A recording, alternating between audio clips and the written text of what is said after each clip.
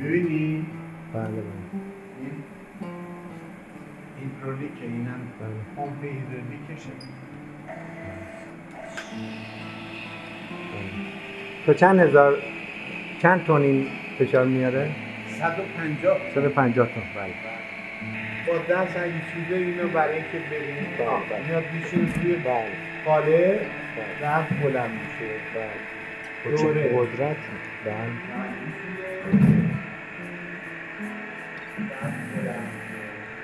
بله. بله. خیلی قدرت سیستم جالبی داره. بله. این دستگاه تو ایران نیست. من یه دونه هست. بله. همین یه دونه که مسئولی سوردیم.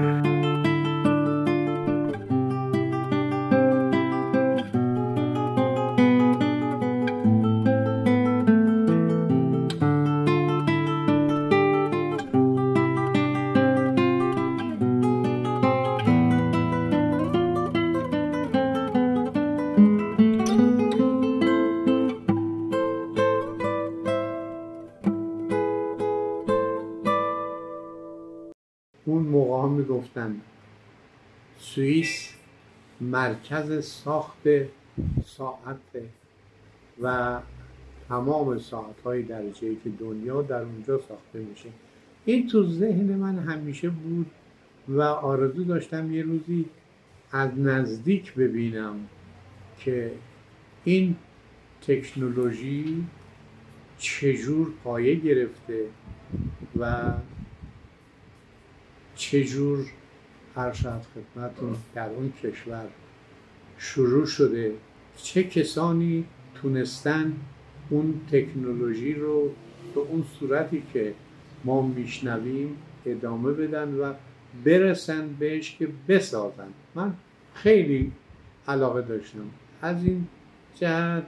در مواقعی که فرصتی پیش می اومد، چون مدرسه میرفتم کلاس 4 بودم، تا اینی که یه موردی پیش اومد، یه ساعت شکسته‌ای دست یک نفر دیدم. این ساعت اسمش بود لوزینا. من به او گفتم اینو به من بده، چند روز من امانت داشته باشم، اینو نگاش کنم بعد بدم. بعداً دیدم که قبول کرده بود و ساعت رو من 1 ماه این ساعت رو فقط کوک میکردم، چون یک قسمت‌هاش از بین رفته بود، فقط چرخاش میچرخید. سال 4 مدرسه تمام شد، 5 شروع شد.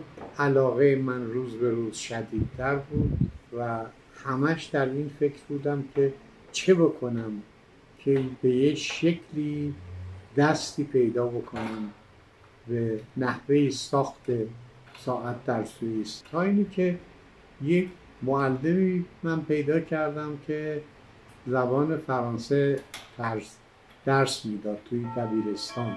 گفتش که این تو تهران بود جناب محرمی؟ نه خیر، در زمانی بود که پدرم انتقال پیدا کرده بود به راهن کاشان. و خدمت شما شد اون موقع من مدرسه ابن سینا میرفتم. مدرسه ابتدایی. بله. در کاشان. بله. مرحوم دانشبخش اسمش داشتم فکر میکردم، اسمش به یادم اومد. بله. اون به من گفت تو خیلی باهوشی، خیلی تو فکری. چرا؟ گفتم والا آقای دانشبخش، قضیه اینه، من شبها هم خواب ساعت رو میبینم. آخه این یه چیز مشکلیه. تو چجوری میخوای، تو کارمند، پدرت کارمند راهن، خودت توی مدرسه ابن سینا داری درس میخونی، دانش آموزی. این برای کسایی که دوره‌هایی رو طی کردن، کلاس‌های بالاتری و زبان میدونن. گفتم من از شما خواهش میکنم که شما فقط به من بگید راهش چیه. اون راهش اینه که تو باید ضمن اینی که درس میخونی زبان فرانسه هم یاد بگیری. ما عشق این تکنولوژی که از اول در مغز ما بود حالا شد 2 تا، یعنی یکی ساعت، یکی هم زبان فرانسه. تا اینکه یه سالی گذشت و ما رفتیم به دبیرستانی که آقای دانشبخش اونجا تدریس میکرد. من شبانه روز فقط به فکر این بودم 1 کلمه بیشتر فرانسه بدونم. یواش یواش زبان فرانسه، اون الفابه و به اصطلاح نوشتار رو به تدریج یاد گرفتم و هر شاید خدمتون پدر از اونجا انتقال شد و ما دستمون از همه چی کوتاه. پدر رفت به ارومیه. ما مجبور شدیم اومدیم با خانواده تهران. من حالا 2 چیز رو میدونم. یکی این که وقتی ساعت رو کوک میکنی چرخاش میچرخه. دومی که زبان فرانسه رو یه مقدار یاد گرفتم، میتونم اسم این چیزایی که توی ساعت هست، مثلا چرخ میشه رو، مثلا چرخ فلان میشه چی، یاد بگیرم. من وقتی که ما مستقر شدیم در تهران، یک روزی من رفتم خیابان بوزرجمهری، اون موقع نگاه کردم 2 تا 3 تا ساعت سازی اون قسمت ها نزدیک به اصطلاح گاراژ میهن نورد و ترانسپورت و نا بودن. یکی از اینها رو احساس کردم مرد خوبیه، شمالی بود. رفتم پیشش گفتم که آقا من تازه اومدم تهران، میخوام بیام پیش شما، اجرتم نمیخوام ازتون، میخوام بیام پیش شما ساعت درست بکنم، منتها چیزی به اون صورت زیاد نمیدونم ولی یک چیزایی رو یاد گرفتم. اگر اجازه بدی من صبح بیام تا ساعت 4 اینجا پیش شما خدمت شما باشم، بعدش هم میخوام برم مدرسه. گفت باشه پسر جان بیا. ما از فردا شروع کردیم. منزل ما خیابان عباسی تهران بود، این مغازه خیابان بوزرجمهری بود. هر روز صبح با علاقه زیاد میمدیم به این مغازه.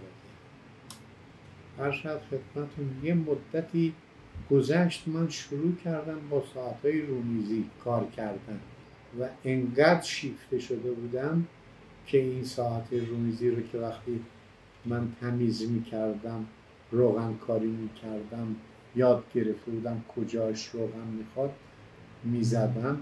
این صدای تیک تاک ساعت که بلند میشد، اصلا من دیگه نهار نمیخوردم، انقدر که علاقه داشتم.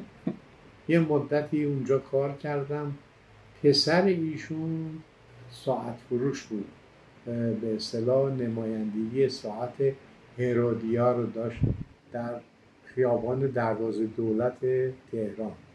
این یه روز که اومد اونجا پیش پدرش، دیدم به زبان گیلکی بهش میگه که اینو چرا اینجا نگه داشتی؟ بدش به من. وقتی که رفت پسرش، آقای میرجوادی بود اسمش، پدرش به من گفت از فردا میری مغازه پسرم. آدرسشون نوشت، داد به من. ما از فردا رفتیم اونجا و خیلی تحویلمون گرفت و گفت کجایی هستی و چجوری و یه شمه کوچیکی براش تعریف کردم و گفت تو خیلی پیشرفت میکنی، اینجا وایسا کار کن، من حقوقم میدم به کارم، هرچی که بخوای اینجا فراوونه، در اختیارت میذارم کار. اون موقع که مثلا یک نهار چلو کباب کوبیده 15 ریال بود، اون آقا به من روزی 45 ریال حقوق میداد و من گفتم من نمیخوام. گفت نه تو باید حقوق بگیری، اینجا کار بکنی. خلاصه یه مدتی اونجا کار کردیم، پیشرفت کردیم و تونستم رقمی رو پیدا بکنم که بتونم پول کلاس بدم.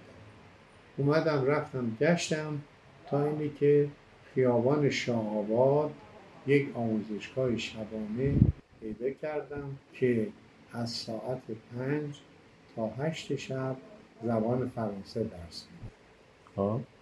شروع کردم اونجا درس خوندن.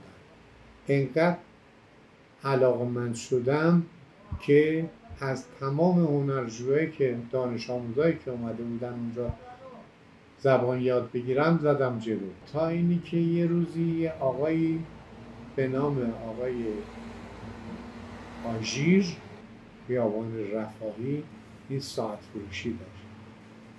این با اون آقا که رئیس اونجا بود و همینطور آقای روح الله خالقی که رئیس دانشکده موزیک ایران بود آشنا بود. اینا منو معرفی کردن به آقای خالقی. من با آقای خالقی با آقای آژیر آشنا شدم. گفت پسر میخوای چیکار بکنی؟ میخوای موزیک یاد بگیری؟ گفتم من نه آقای خالقی، میخوام ساعت سازی یاد بگیرم، زبان فرانسه یاد بگیرم. گفتش که باشه، هر وقت کردی بیا کلاس من روبروی سینما سعدی، اونجا مجانی هم بهت یاد میدم. به هنرجو کسانی که میان درس بخونن شما گوش کن، پیشرفت میکنه. آقای آژیر هم گفت بیا اینجا کار کن، دیگه نمیخواد بری پیش آقای میرشبا. در زمانی که با آقای آژیر کار میکردیم یه آقای میومد پیش ایشون. آقای آژیر منو معرفی کرد.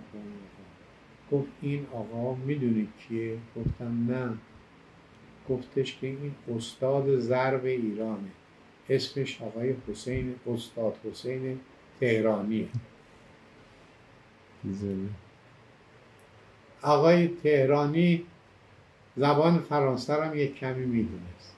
هر وقت میمد اونجا به من میگفت بونژور، منم بهش جواب میدادم بونژور. هر شب خدمتتون یواش یواش این طوری شد که یه روزی یه آقایی اومد اونجا پیش آقای آژیر. هر شب خدمتتون گفتش که این آقا کیه؟ آقای آژیر گفتش که این نوجوان اومده کار یاد بگیره، علاقم داره که درس بخونه. گفت خوبه، انشالله که پیشرفت بکنه. منم برگشتم گفتم من به غیر از فارسی زبان فرانسه هم دارم یاد میگیرم. گفت چی یاد گرفتی؟ گفتم بونژور مسیو. گفت براو، بونژور. کی یاد گرفتی؟ گفتم مدتیه. گفت من محمود جواهری هستم. گفتم که من نمایندگی اومگا در خاورمیانه رو دارم، نمایندگی ساعت اومگا. هر وقت اینجا کار یاد گرفتی بیا توی اومگا کار میکن. حضور شما ارشد که من همینطور که اونجا پیش آقای آژیر کار میکردم، همینطور زبان فرانسه میرفتم پیش آقای خالقی. ارشد خدمتتون روحشون شاد، خیلی محبت داشتن. هنرمندای دیگه هم میمدن اینجا، اکثرا فرانسه زبان بودن.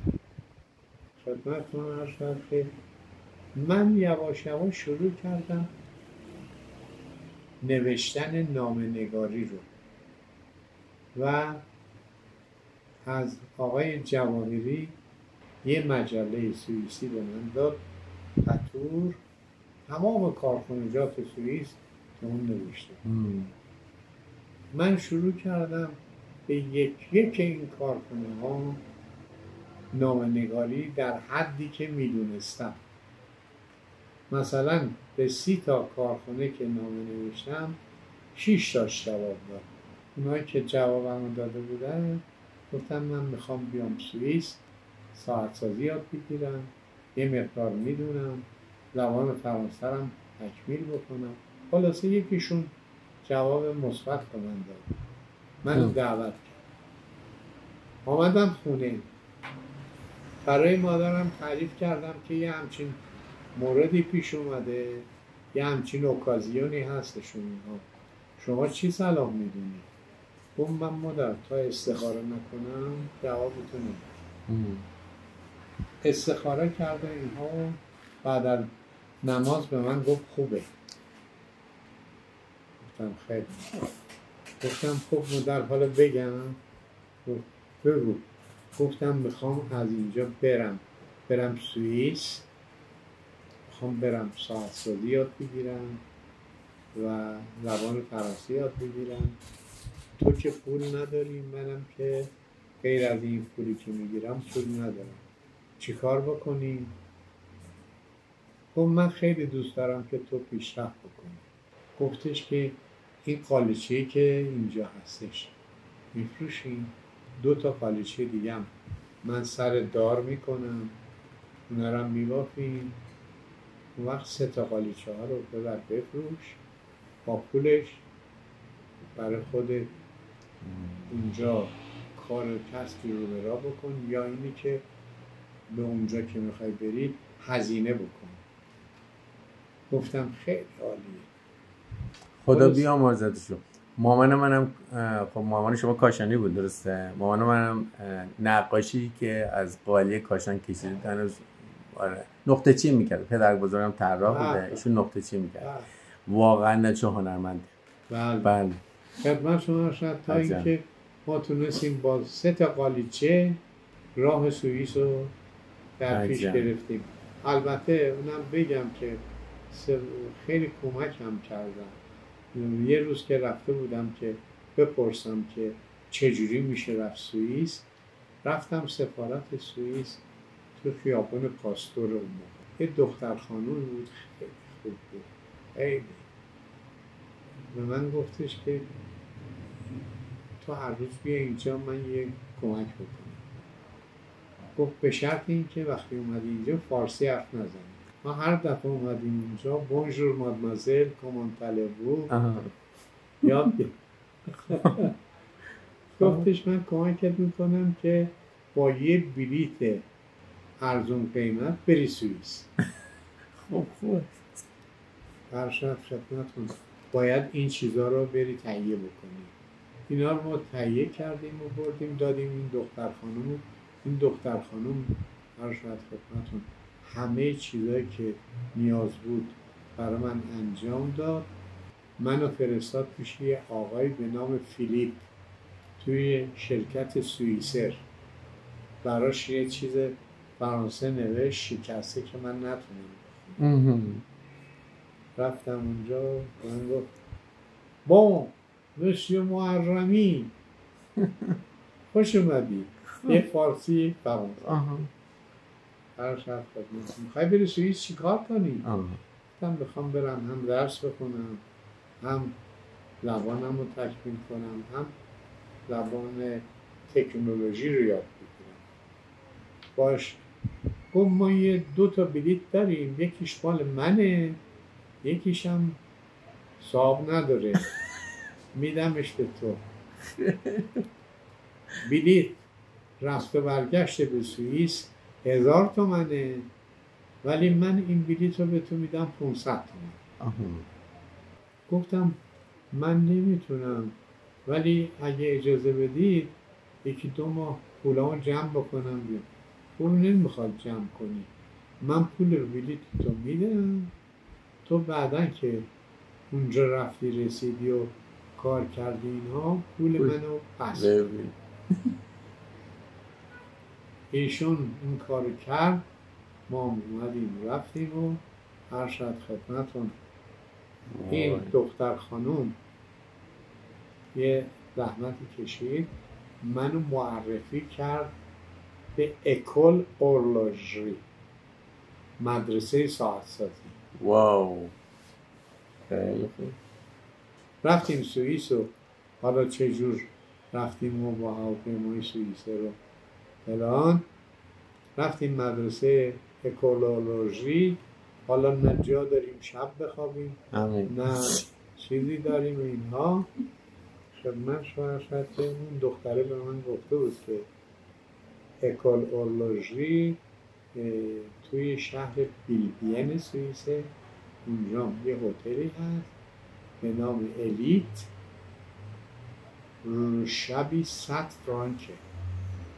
اگر پول نداری برو اونجا بگو من دانشجوام و یه دونه از اتاقای بون مارشه، یعنی ارزون قیمت، بد بدن. خلاص ما رفتیم اونجا و این کار کردیم و این رئیس هتل هم آدم خوبی بود. گفت من درس بخونی؟ گفتم گفت خیلی خوب، یه اتاق هست زیر شیروانی، میدم به شما، اصلا پول نمیگیره ولی خودت خورد و خوراک میتونی تهیه کنی. گفتم بله یه مقدار پول از ایران آوردم تا اینکه به یه جایی برسم خورد و خوراک میکنم، اینجا چیز هست. خلاصه شروع کردیم به قدری روحیه من عوض شد که اصلا فکر شام و نهار نبودم. میرفتم سر میز صبحونه، این دختره که مال رسپشن بود برای من صبحونه مجانی می‌آورد. گفتم که پورکوا vous faites servir؟ گفتم چرا این خدمت رو میکنی؟ گفت rien. گفت هیچی، این صبحونه منه، نصفشو به تو میدم. ما تا اینجای قضیه تونستیم که پیشرفت بکنیم توی صنعت ساعت سازی، زبان فرانسه و چیزهای دیگه‌ای که به درد کارمون. پروفسور گله اونجا درس میدن؟ بله اینا بعده. اینا بعده. ای بابا. ما اون موقعی که چیز بودیم، تکنیکوم بودیم، یه ساعت کوکی سرویس میشد و میبستیمش و مونتاژ میکردیم، یه کوک میکردیم. پروفسور میگفت یه دونه فقط یه کوک بکنیم باید را بیفته. واو پوسلاسیون انجام بشه. توجه کردیم؟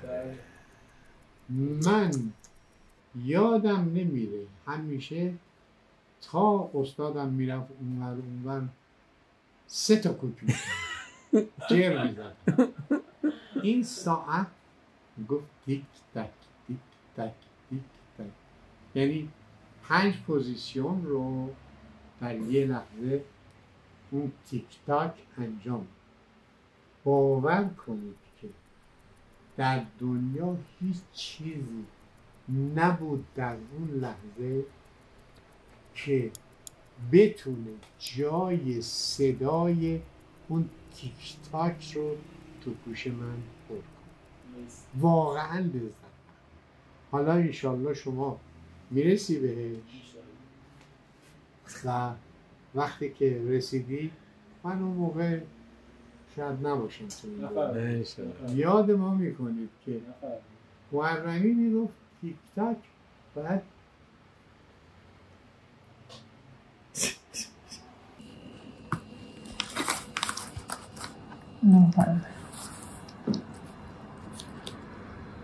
نعمت زده است این؟ نعمت زده است؟ این نعمت زده است. بله. شرکت بکنم. این کلا اینو مشهد گرفتیم. نوشته مثل محرمی داماس ایران. خب پس آقای محرمی که معلومه کدومه. دست چپ وایساده آقای محرمی. این معلمشونه. خیلی خوب. این چرا خوشتیپ بود. آره این امیل گله‌ایه که اومده بوده ایران. آره امیل گله‌ای. خواهرشون خودش. زیمک. زیمک. اون دستگاه تراش هست. خیلی کار مشکلیه اون. ما اصلا تمام دستگاه رو باز میکردم میبستم. خیلی مشکله با این دستگاه. بچه این شرکت بچه شرکتم با خانم چی آقای جالب. اون فوردی دیده بودید ماشین فوردو؟ خب این فورده. فورد مستنگ دیگه. فورد مستنگ این. فورد ماشین مستنگ. فورد بونه. این کجا هست؟ یه باقات نمیدونم. 1361 حالا 1394 میدونید چند سال میشه؟ 33 سال 33 سال گو 33 سال قبل ما شرکتی در ایران درست کردیم که به نام صنایع ساعت سازی ایران و موافقت اصولیش رو در سال 59 از آقای وزیر اون وقت گرفتیم به عنوان تولید کننده ساعت مچی در کشور جمهوری اسلامی ایران برای یک سال 4 میلیون دستگاه. واو. 4 میلیون. موافقت صادر شد، روزنامه رسمی در ثبت شرکت ها شد.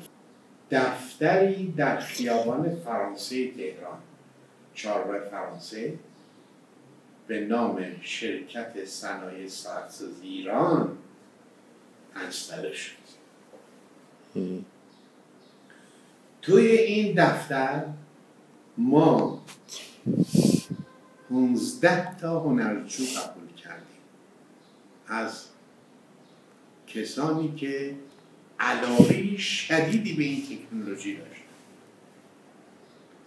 ما یه مدت آموزش دادیم، از توی اینا 5 نفر در اومد که شدن اسپسیالیست، یعنی تونستن کاری انجام.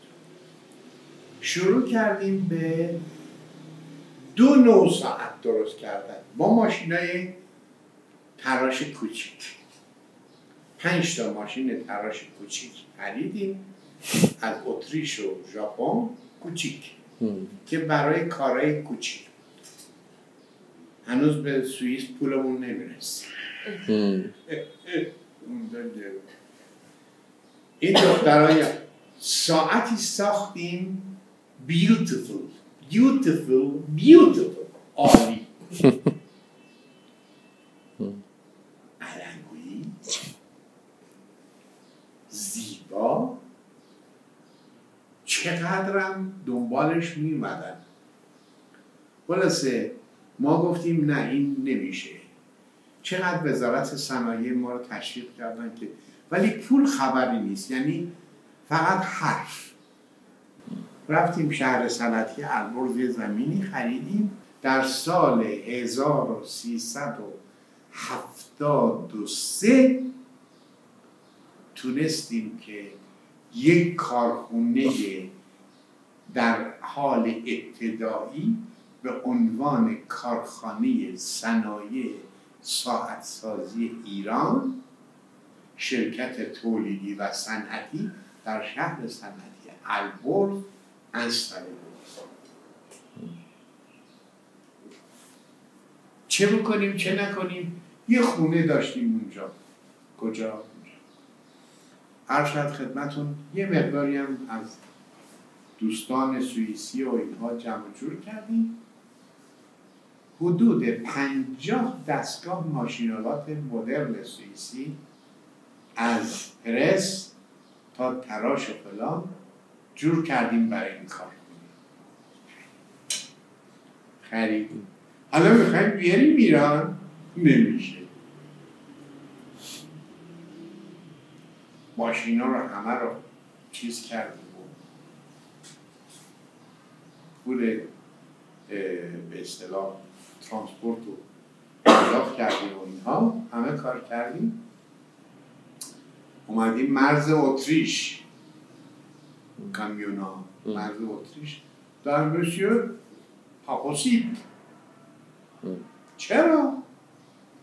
رپوبلیک اسلامیک. بابا من به رپوبلیک اسلامی کار ندارم، من فنی هستم، جوسیور نه. خلاصه اون موقع رئیس کنفدراسیون سوئیس خانومی بود به نام خانم کوپ که من میشنم. رفتم اونجا گفتم مادام le président c'est le problème وایه. گفتم ببین مسئله داریم، ما این ماشینالات رو خریدیم ببریم کشور ایران کارخانه ساعت سازی را بندازیم و اینا جلومون رو گرفتن، میگن ناتو میگه که این رو خواهید ببرید اونجا موشک بسازید نمیدونم فلان کنید. گوییم که این ماشینا برای نم هست میشه، ولی ما خلاصه خانم برداشت نوشت و فلیسیت که دستم به ما داد و گفت موفق باشید. ما اومدیم راه افتاد، کامیونا راه افتاد، 2.5 ماه راه اومد، رسید به کجا؟ به گمرک شهریار تهران. حالا اومده تو گمرک شهریار تهران، اینجا بدتر از اون یکی ها. آقای مهندس محرمی ساعت بزنی بسازی به این آسونی ها نیست. آقا من چرا ساعت نبردی؟ چرا نور مردم بخوای آجر کنی؟ بسازی نمیشه. شب به یارو زنگ زدم گفتم اینا رو آزاد میکنی یا من لود بدم؟ گفت چی رو؟ گفتم اون پوله که کلون گرفتی من خبر دارم. همینطوری ها. چی؟ همینطوری میگن چی میگن؟ ها؟ بلوف. گفت حالا صبح بیایی. صبح رفتیم گفتیم چه؟ گفت 3 نفریم ارشد خدمتون باید 3-5 تا 15 تا 150,000 تومان بدیم. خیلی پول بود 150,000 تومان. خلاصی این برابر خیلی آدم حوضی بود. 140 تومان از اون وقتی که همه رو زدم بار ماشین اینا، اومدم بهش گفتم که تو با اون پول چاق نمیشه، ولی من با این ماشینالات گفت چه؟ گفتم کشور من صنعت ساعت سازی آمد داخلش. شروع کردیم ماشینا رو حالا میخوایم نصب بکنیم، نمیشه، کسی اینجا نیست. 1 سال آقای افشاری طول کشید تا این ماشینا رو من تیکه اوکی نصب کردیم. تیکه وقتی نصب کردیم اینها به آقای وزیر اطلاع دادیم، آقای نعمت‌زاده وزیر، که آقا این کارخونه ما آماده است که بیایی ببینی. اومدن و قرار 40 دقیقه ببینن، شد 1 ساعت و 40 دقیقه. خیلی دوست داره آقای نعمت‌زاده، مثبتیه آقای نعمت‌زاده. کوب شده، ساخته شده، بعد رنگ شده، بعد پایه خورده، بعد رفته دکلک شده، چاپ شده، بعد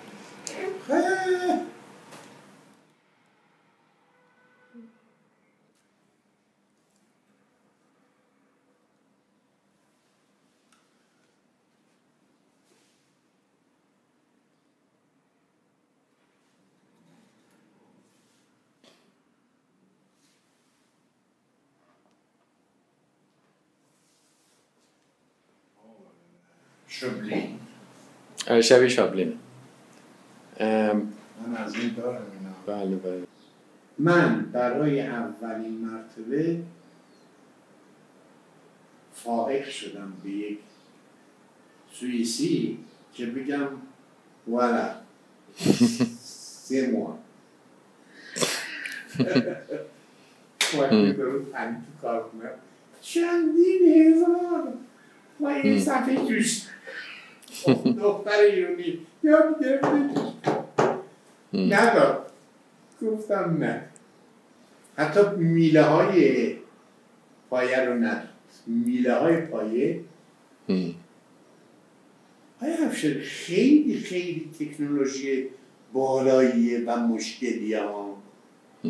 خدمت شما شاید ما اسمی از نانو میگیم ولی اسمی از پایه صفحه جوش دادن روی پلک نمیگیم که چقدر این مشکل و چقدر ظرافت داره و چقدر استادی میخواد. فرکانس سوداژ رو پیدا نکنید بعد از 2-3 دفعه در آوردن گذاشتن میشکنه از اون طرف.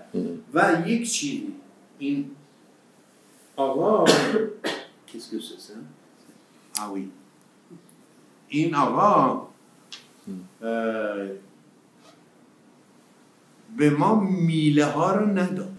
اومدم گفتم اوکی حالا من درستش میکنم. خدمت شما شد که سوئیس بودم، اومدم برگشتم اومدم تا هواپیما هیچی نخوردم، فقط این 5 ساعت رو فکر میکردم و چرت میزدم که من چی کار بکنم که این پایه رو هر چه زودتر به دست بیارم. ما 2 تا تریلی اومده بود، این ماشینالات روش بود، یه ماشین جرستان هم آوردیم اونجا. عرض خدمتتون یه بازو داشت که ور می‌داشت می‌ذاشیم. وقتی که ماشینا رو ور می‌داشت موتورش کار می‌کرد، این پایه ها می‌رفت تو گل فروی. اینجا آباد نبود، اینجا ساخته بودیم، اینجا خاکی بود. بله. من 8 تا کاج اونجا کاشتم به اضافه این تقاوی‌ها و این توت و اینها. میشستیم اینجا قهوه میخوردیم، یه از این چترا بود. بله. خیلی خاطرات شیرین قشنگی بود. وقتی ما از اینجا نگاه میکردیم بچهای تولید تو کارخانه کار میکردن، صدای ویز ویز ماشینا بود. بله. بوی روغن و توی بعضی از این ادارات اینا میگفتن آقا بیکار بودی رفتی این دستگاه رو آوردی، بله. و ساعت درسته می آوردی. دنیا به رو به پیشرفت و میگفت نه بابا اینجا باید کار بازرگانی بکنی، دلالی بکنی، خرید و فروش بکنی، این خودتو آخرش هم گرفتار میکنی. و واقعا ما این دستگاه رو وقتی سوار میکردیم با چه عشقی و علاقه‌ای چقدر لذت بردیم. شبا اصلا تو خوابمون نمیبرد که فردا بخوایم این دستگاه رو استارت کنیم. این پروسه تولیدتون میتونید توضیح بدید؟ اینجا شروع میشه داره؟ بله. ما قاب ساعت رو از کوره، این کوره مربوط به این پرسه، میلگرد برنجی رو ما به اپسور 12 میلیمتر میبریدیم. بله. و توی این مثلا 500 تا 1000 تا توی این کوره میذاشتیم. بله. گداخته میشد به 840 درجه سانتیگراد که میرسید، یک ور میذاشتیم توی قالب و این پرس استاربورد سوئیسیه. این پرس میاد یک ضربه میزد و این رو توی قالب اون که زیر پرس هست، مثلا قالب قاب مردونه، قاب زنونه فرش میکرد و بلند میشد. روی این دپارتمان های مختلف کار میشه تا میشه یه دونه قاب. این قاب هاییست که آماده شده، به اصطلاح مراحل کلیش طی شده، آماده است برای پولیش نهایی و آبکاری. حالا یا آبکاری ارشد کروم یا آبکاری طلا. این درپشتایی که میگفتیم اینه. این درپشتا آماده شده برای اینکه ببینید راحت جفت میشه روی قاب. خیلی جالب. کارخانه‌های ساعت‌سازی حدود 3000 خورده کارخانه ساعت‌سازی سوئیس هست. اینا از کارخانه‌های سازنده قاب، صفحه و موتور قطعات رو میخرن و خودشون اسمبل میکنن، مونتاژ میکنن، آرم خودشون رو میزنن روش. بله. مثلا حالا اسم نمیارم، میتونم 10 تا کارخونه رو بگم که شما خوب میشناسید، ولی اینا قابو به یکی سفارش میدن، سفر رو به یکی سفارش میدن، موتور رو از اتعا میخرن. بله بله. اون وقت میبرن تو کارخونه خودشون، پرسنل دارن، اینا رو سوار میکنن، آرم خودشون رو به عنوان ساعت سوئیسی میزنن رو و شما فکر میکنید که اون کارخونه همه قطعاتش رو خودش ساخت، در صورتی که همچین چیزی نیستش. ولی این کارخونه ما سعی کردیم این کارخونه زیماک رو تمام قطعاتی که برای یک ساعت استفاده میشه، از قاب، درد پشت، صفحه، سگک بند، دیگه براتون بگم سلک، تمام چیزهایی که نیاز هستش ما اینجا تولید بکنیم. یعنی یکی از کارهای فوق‌العاده مشکل. متاسفانه تا حال ما اون آرزو و اون ایده هایی که داشتیم در اثر بی‌لیاقتی بعضی از مدیران، نخواستن یه عده‌ای تو این مملکت، اون عده کیان؟ کسانی هستن که دوست نداشتن تولید ملی حاکم باشه، دوست نداشتن، فقط به پول فکر کردن که از راه دلالی و قاچاق و فلان اینا به دست بیارن. ولی ما مخالف این حرفا هستیم. تولید سبب ارتقاء فرهنگ و همه چیز برای مردم میشه. و خودشون هم گفتن خرید کالای خارجی واقعا حرامه. من از سالهای پیش دارم میگم خرید کالای خارجی حرامه. زیر نامه‌هامون نوشتیم هر یک قطعه کالای خارجی که وارد مملکت میشه 2 تا کارگر ایرانی بیکار میشن. این چیزو ما از اول این شعارمون بوده. یاد این کارگرها میافتم که روزی روی اینها میشستن کار میکردن. من این صندلی‌ها رو گذاشتم اینجا که یاد و خاطره این کارگرایی که من زحمتشون رو کشیدم 3 سال تا تونستن به این تکنولوژی در قسمت‌های مختلف چیره بشن، کار بکنن، اصلا یادم نمیره. و این صندلی‌ها رو به عنوان تنها یادگار ازشون نگه داشتم و کارهایی که انجام دادن من رو بیشتر قوت قلب میده. این صندلی‌ها با من حرف میزنن، میگم آقای محرمی، ناامیدی برای مرد خوب نیست. بله.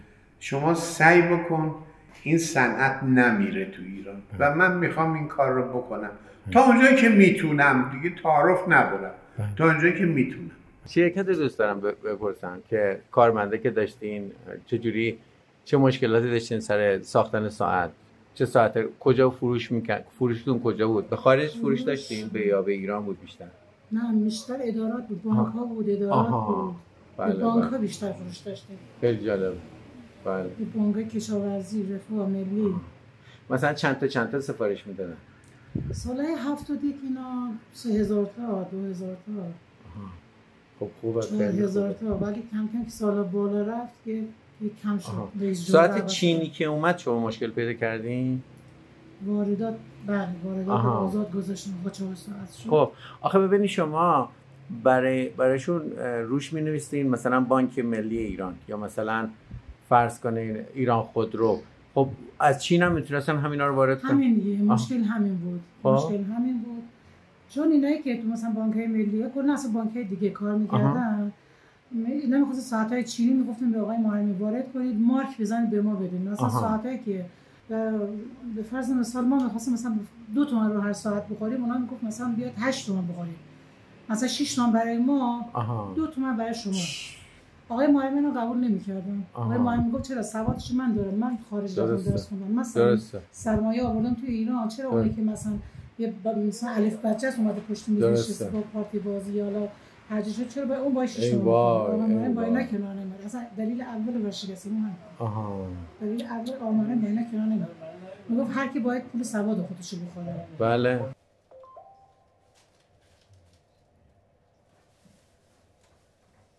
پروفسور امیل گله استاد بزرگ صنعت ساعتسازی و مشاور حقوقی سازمان ابوزا چیز اف هاش سوئیس. بله. ایشون رو من دعوت کردم به ایران، اومد ایران. بله. یه دفعه بردمش گردوندم.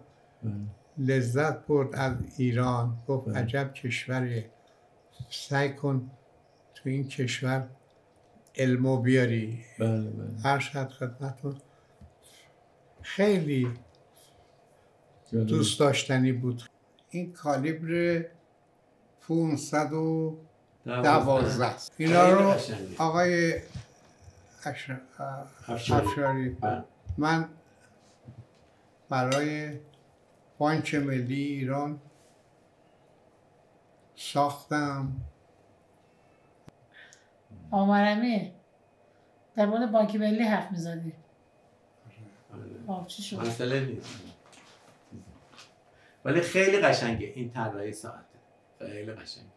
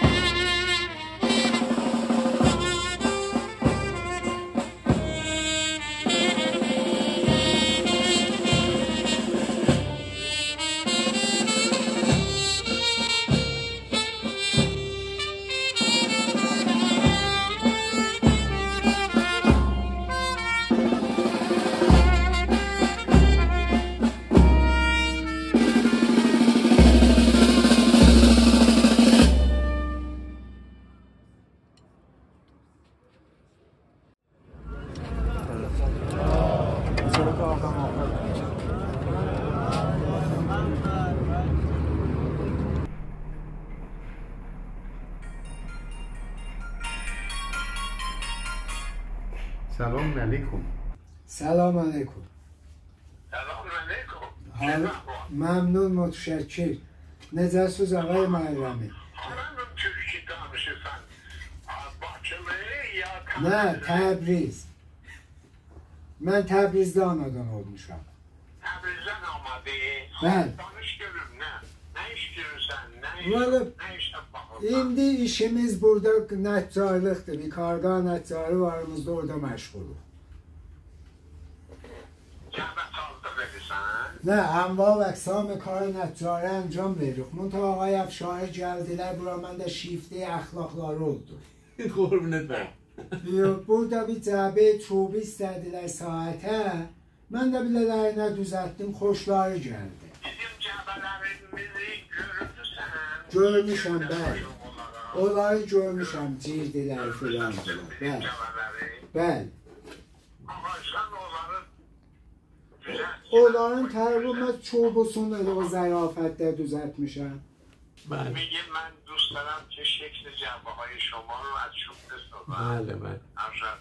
و آقای افشاری هم منو تشویق کردن، گفتم خیلی بزرگواره. به خدا من اصلا توی این مملکت اصلا لحاظ روحی میدونی که ما اونجا تو امریکا اصلا لحاظ روحی لحاظ چیز واقعا به بنبست رسید. اومدم اینجا اصلا مثل اومدم توی گلستان.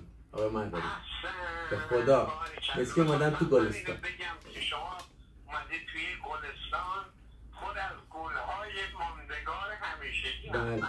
این جوونا عاشق این کارا. بله. چقدر بهتون بگم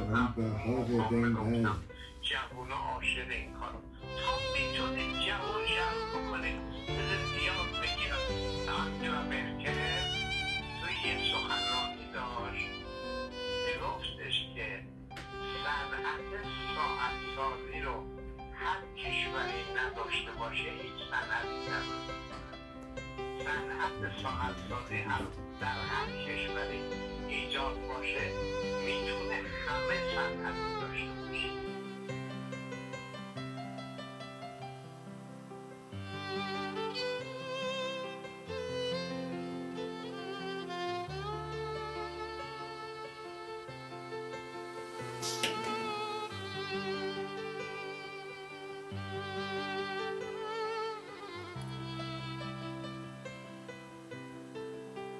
خب بعدا برای سوئیسیا که سوار میکنید یه پایش کوتاه‌تره، باید دقت کنید. همین دیگه وگرنه پایش دوتا مساوی نیست.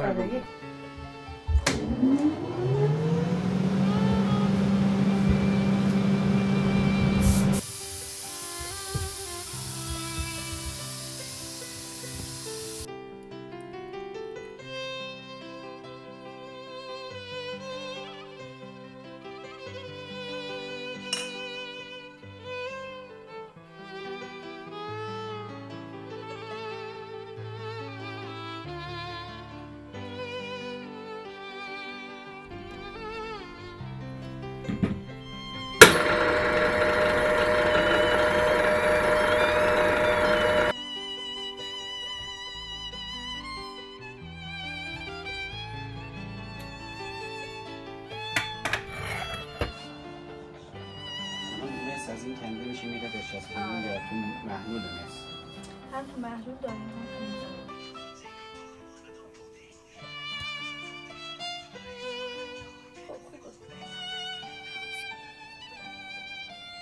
چیکار داری میکنی؟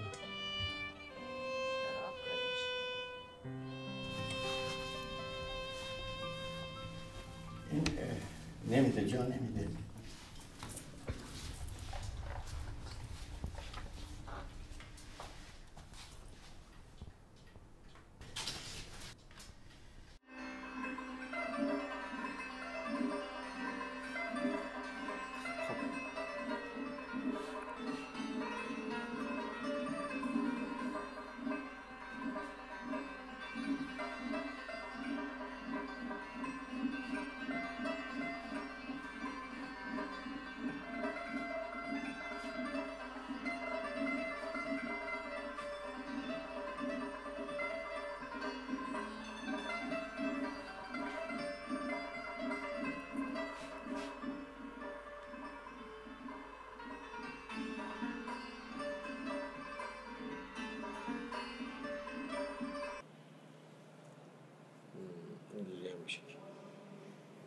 فقط این الف ز اگر میشه، الف ز یه اشوه‌ای داره قشنگی الف به اینه. شما اینجوری کردین. اگه میشد بکنید این کارو. من سعی کردم این کدو بکنم اونجوری، بعد اینجوری در. ولی خوبه. بقیه‌اش عالیه.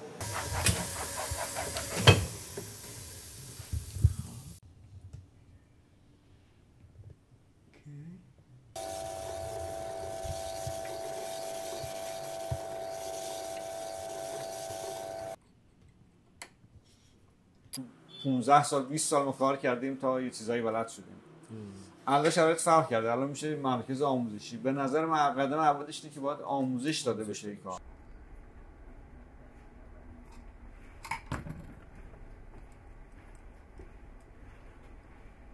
داییم تو خاطراتش میگفت من ساعت دستساز ایرانی دیدم و خب این بازم واسه ما جالب بود و همیشه افسوس میخورد که اون خارجی احتمالاً هم اینو یادمه که میگفت یه آلمانی خرید برد.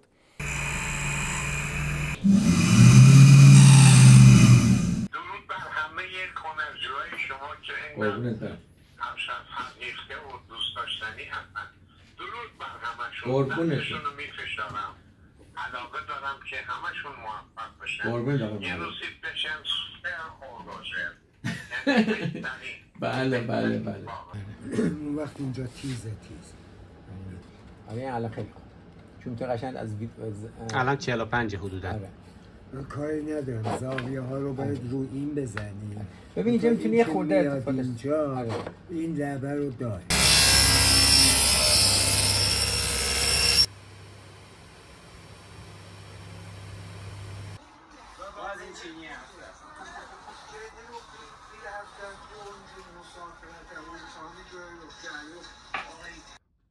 اینجوریه.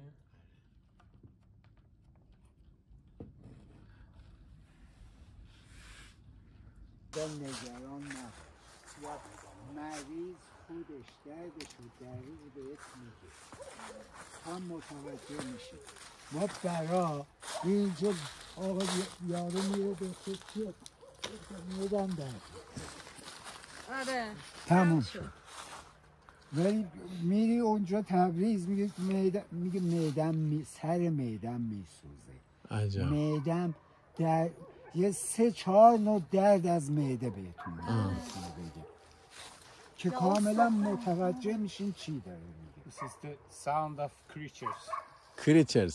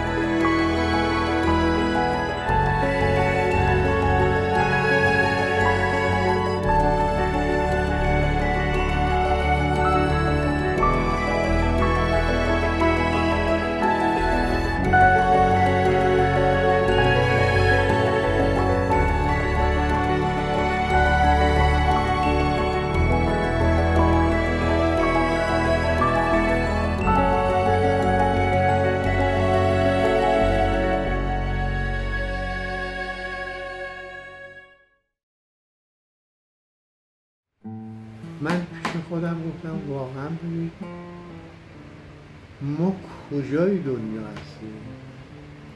آقای افشاری اونا کجای دنیا هستن؟ چرا ما باید اینقدر دور باشیم که شما اصلا باورتون میاد که کی رو تو ایران پیدا بکنید که بهش بگید که این ساعت 1 میلیارد خورده دلاره از خاک کره ماه صفحش ساخته شده با ارزش قائل باشه براش. آره بفهمه یعنی من چی. فکر نمی‌کنم تو ایران همچین چیزی پیدا بشه. از خاک کاشون ممکنه.